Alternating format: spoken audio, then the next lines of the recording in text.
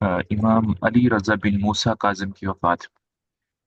تو بیسیکلی جو امام علی رضا بن موسیٰ کاظم ہیں، ان کا تعلق علوی خاندان سے ہے، اور علوی خاندان سے مراد علی رضی اللہ تعالیٰ عنہ کی کا خاندان ہے۔ لیکن جو اس ٹائم میں حکومت ہے وہ عباسی خاندان کی ہے۔ ویسے تو عباسی اور علوی ان دونوں کے درمیان میں آپس میں چپکلش ہے، دشمنی ہے، لیکن مامون الرشید جو کہ عباسی خلیفہ ہے وہ علویوں کا اور اہل بیت کا محبت کرنے والا ہے۔ تو اس نے اپنے بھائی معتمن کو خلافت سے ہٹا کر امام علی رضا بن موسیٰ کو اپنا وزیر بنایا کہ میرے بعد خلیفہ یہ ہوگا، اور اپنی بیٹی کی شادی بھی اس سے کی تھی۔ اس کی وفات کا قصہ یہاں پر دو۔ جی، بسم اللہ۔ ٹھیک ہے، بسم اللہ الرحمن الرحیم۔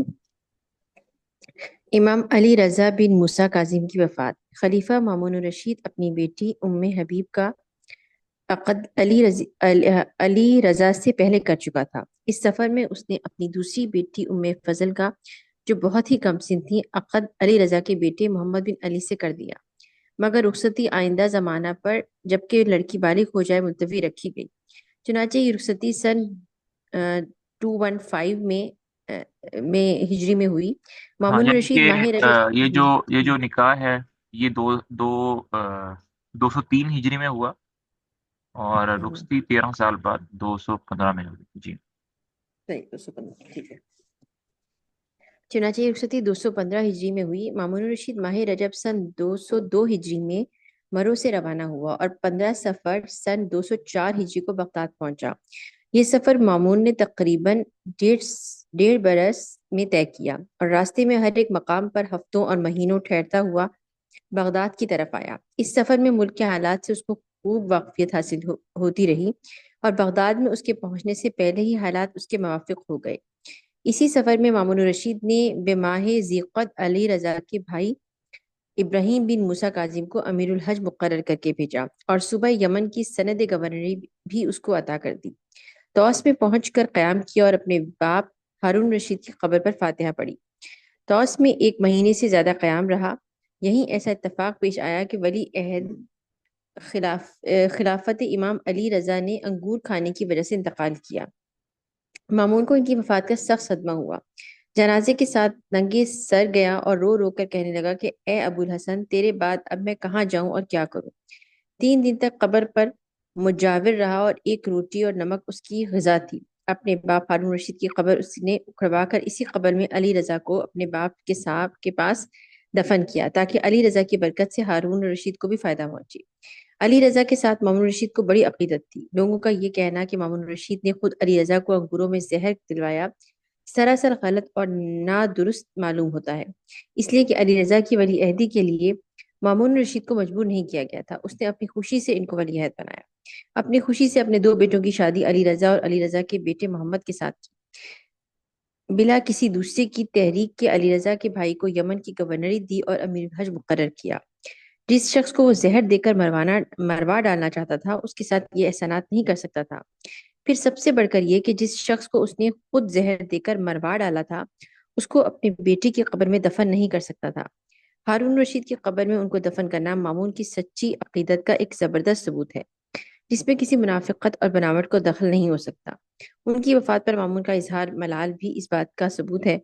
اس بات کو بھی نظر انداز نہیں کیا جا سکتا کہ مامون الرشید نے آئندہ اپنی حکومت و خلافت میں عربیوں کے ساتھ ہمیشہ نیک سلوک کیا اور ان کو بڑے بڑے عہدوں پر مامور کرتا رہا، جو دلیل اس بات کی ہے کہ مامون الرشید کو عربیوں سے کوئی نفرت نہ تھی اور عربیوں کو بہتر حالت میں لانا اور ان پر احسان کرنا چاہتا تھا۔ ہاں، یہ ممکن ہے کہ بنو عباس اور ان کے ہوا خواہوں میں سے کسی ایک نے امام علی رضا کو انگوروں میں زہر دیا ہو، کیونکہ بنو عباس علی رضا کی ولی عہدی کے معاملے میں مامون الرشید سے ناراض تھے۔ امام علی رضا نے بعمر 55 سال ماہ صفر سن 203 ہجری میں وفات پائی۔ سن 148 ہجری میں مدینہ منورہ میں پیدا ہوئے تھے۔ طاہر بن حسین کی باریابی۔ طاہر بن حسین بن مصعب بن زریق بن حامان کا حال اوپر مذکور ہو چکا ہے کہ زریق حضرت طلحہ بن عبید اللہ کا غلام تھا۔ جی یہ وہی طلحہ بن یہ جی جو جی طاہر ہے نا، طاہر یہ مامون کا سپہ سالار تھا، صحیح جس کی وجہ سے مامون کو بڑے علاقے ملے، فتح ہوئے۔ لیکن وہ جیسے ہم نے پیچھے سٹوری پڑھی نا کہ مامون کا ایک وزیر اعظم تھا، فضل بن سہل۔ صحیح جی اس نے مامون کو ایک طرح کا ہائی جیک کرنے رکھا ہوا تھا۔ تو طاہر بیسیکلی بغداد سے مرو کچھ شکایتیں یا کچھ ملک کے حالات وغیرہ مامون کو بتانے کے لیے کیا تھا۔ جیسے ہی اس کے وزیر اعظم کو پتہ چلا کہ یہ خبریں بتانے کے لیے آیا تو اس نے طاہر کو پکڑ کے جیل میں ڈال دیا۔ یہ پیچھے صحیح واقعہ جو ہے نا وہ گزر چکا ہے، اگر آپ لوگوں کو اللہ کرے یاد ہو جی تو۔ جی جی جی جی جی جی جی جی سر جی جی یہ بھی بالکل ابھی گزرا ہے بالکل چلیں۔ صحیح اچھا طاہر بن حسین بن مصعب بن زریق حمان کا حال اوپر ذکر ہو چکا ہے۔ زریق حضرت طلحہ بن عبید اللہ کا غلام تھا۔ یہ وہی طلحہ بن عبید اللہ خزائی تھے جو طلحۃ الطالحات کے نام سے مشہور تھے۔ زریق کا بیٹا مصعب بن زریق بنو عباس کے نقیب سلیمان بن کثیر کا کاتب اور آخر میں ہرات کا امیر تھا۔ مصعب کا بیٹا طاہر بن حسین سن 159 ہجری میں علاقہ مرو میں پیدا ہوا تھا۔ طاہر کو فضل بن سہل نے رقہ کی حکومت دے کر نصر بن شیس کے مقابلے پر معمول کیا تھا۔ نصر بن شیس نے حلب اور اس کے شمالی علاقے پر خود مختارانہ قبضہ کر رکھا تھا۔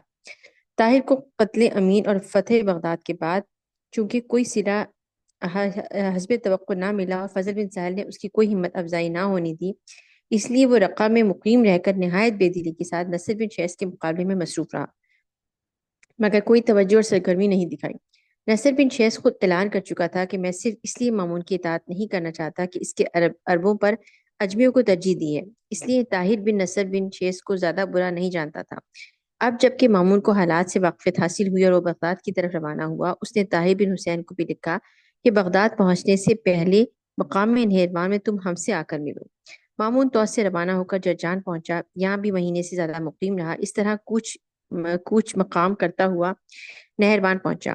یہاں طاہر بن حسین بھی رقہ میں اپنے بھتیجے اسحاق بن ابراہیم بن حسین کو اپنا قائم مقام بنا کر آیا اور مامون کی خدمت میں حاضر ہوا۔ جو جو مامون بغداد سے قریب ہوتا گیا، ابراہیم بن مہدی کی حکومت و خلافت کو زوال آتا گیا، یہاں تک کہ اس کے بغداد میں داخل ہونے سے پہلے ہی ابراہیم بن مہدی کی خلافت کا خاتمہ ہو چکا تھا اور وہ روپوش ہو کر بغداد میں چھپتا پھرتا تھا۔